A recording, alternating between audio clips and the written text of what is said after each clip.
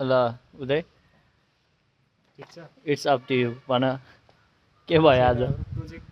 प्रोजेक्टको काम चलिरहेछ काम चलिरह आज तर बिहान यी दुईटाले चाहिँ गरे होइन आज बिहान म मोटर ल्याउँदाखेरि चाहिँ एकदम काम अब सकियो जस्तो लागेको थियो तर हेर्दाखेरि चाहिँ केटाहरूले एकदम मिहिनेत गरिराखेको रहेछन् भन्ने अब रियल काम बल्ल सुरु भयो रियल जस्तो काम भयो बल्ल सुरु भइरहेछ अब छिटै प्रोजेक्ट कम्प्लिट होस् र ब्याचलरमा एकदम बेस्ट मार्क्स ल्याएर आशिषको मार्क्स आशिषको marks राम्रो नडुबाइयोस् आज कति गते 9 गते होइन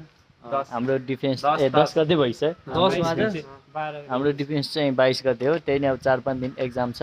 हामीले प्रोजेक्ट सुरु गरेको बल्ल 2-3 दिन भयो मेम्बरहरू त्यस्तै छन् आशिषले ठग्न मात्रै खोज्छ अझ तिमी नआउने भए त आउँदै नआउने भए त आज त्यही त यो त अझै मजाले है म यतिकै बस्छु बसिरहेको रहेछ उदय किन लजाको सुरजै छ उदय लजा लाग्यो म रजाकै होइन।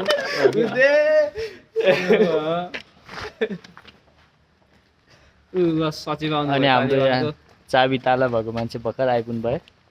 चाबी देखाउ न अनुहार काम चाहिँ घरि प्रोजेक्टको काम गर्ने भनेर आउँछ घरि चक्कु बनाउँछु भन्छ त्यो चाहिँ उयो है इन्जिनियरिङ प्रोफेसनल प्र्याक्टिसको एकदम चाहिने स्टुडेन्ट हो यो काम काज कति त छिमेकीहरू